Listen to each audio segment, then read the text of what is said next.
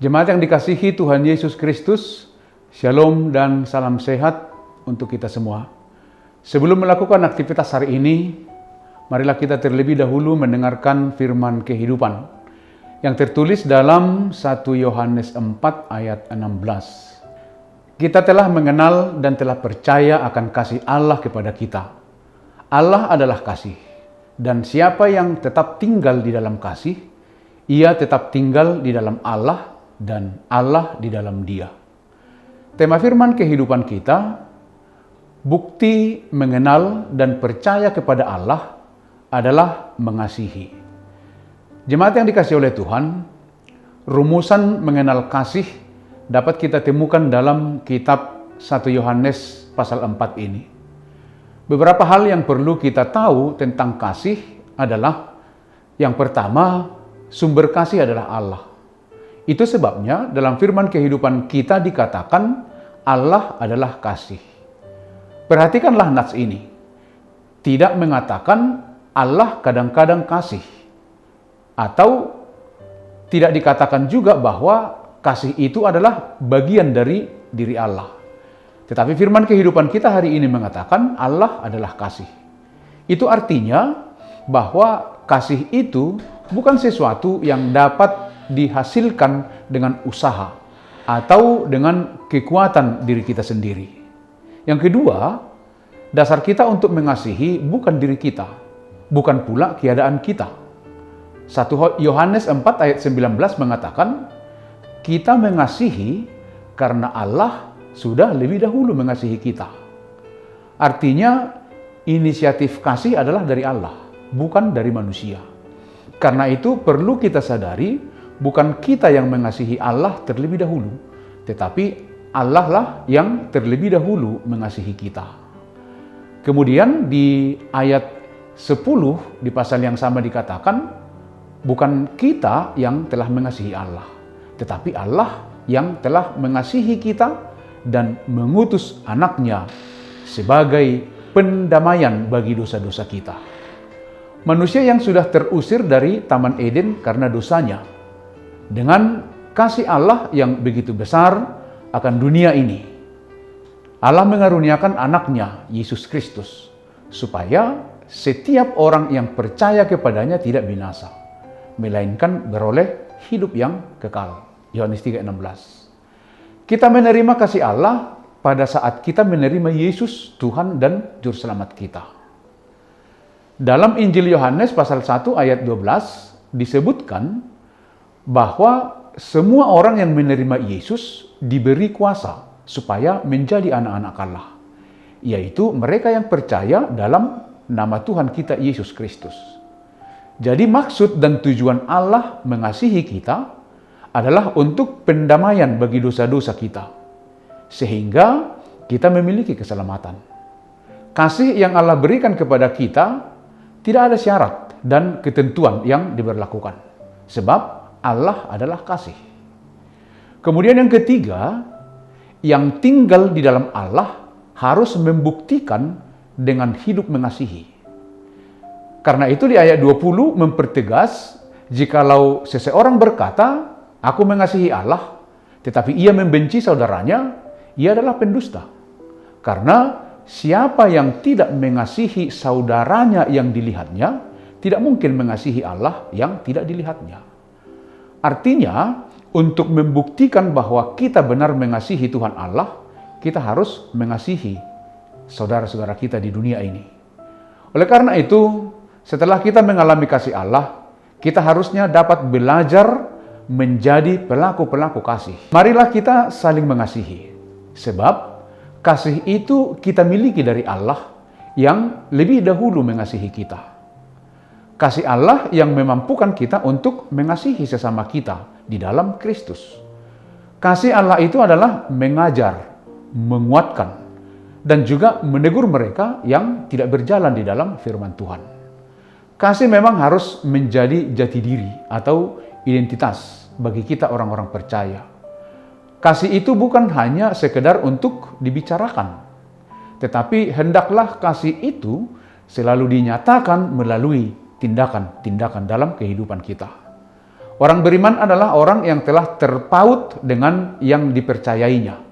Jadi ikatan orang percaya itu adalah ikatan Allah dengan umatnya dengan kasih yang sempurna. Karena itu bukti kita mengenal dan percaya kepada Allah adalah hidup yang mengasihi. Karena itu kasihilah Tuhan Allahmu dengan segenap hati dan dengan segenap jiwa. Dan kasihilah sesamamu manusia seperti mengasihi dirimu sendiri. Maka kamu akan merasakan kebaikan Tuhan di dalam hidupmu. Demikianlah firman kehidupan kita. Selamat beraktivitas, tetap semangat. Tuhan Yesus memberkati kita semua. Amin. Mari kita berdoa. Terpujilah Engkau ya Tuhan yang Maha Kasih dan yang mengasihi kami. Begitu besar kasih-Mu di dalam pengorbanan anak-Mu Tuhan Yesus Kristus, supaya kami diselamatkan dari dosa dan maut, dan kami kembali menjadi anak-anak Allah. Itu sebabnya kami dapat menjalani kehidupan setiap hari. Karena itu biarlah firman kehidupan hari ini yang senantiasa menguatkan dan memampukan kami untuk tetap hidup di dalam kasih terhadap sesama kami dan juga mengasihi Tuhan dalam kehidupan kami. Terima kasih Tuhan, terpujilah Engkau, kekal selama-lamanya di dalam Kristus Yesus Tuhan dan Juru Selamat kami. Amin. Anugerah dari Tuhan Yesus Kristus, kasih setia Allah Bapa, dan persekutuan dengan Roh Kudus menyertai kamu. Amin.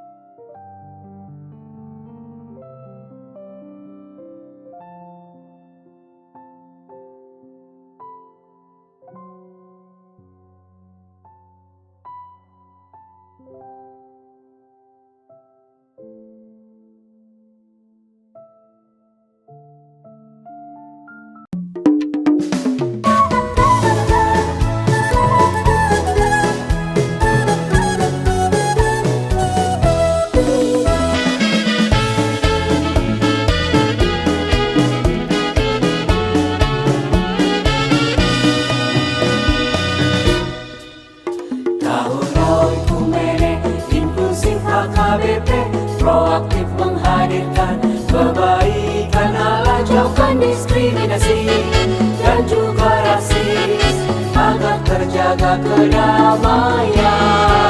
Jauhkan diskriminasi dan juga rasis untuk kebaikan bersama. Kota Yesus waktu di bumi harus mengasihi musuhmu agar sempurna kehidupanmu seperti Allah Bapa. Agar sempurna kehidupanmu seperti Allah Bapa. Okumene mempersatukan umat manusia di bumi. Okumene selalu membebaskan orang tertindas dan termarginal. Kita semua saling mengasihi sesama manusia. Apapun adanya kita wujudkan keutuhan ciptaan Tuhan.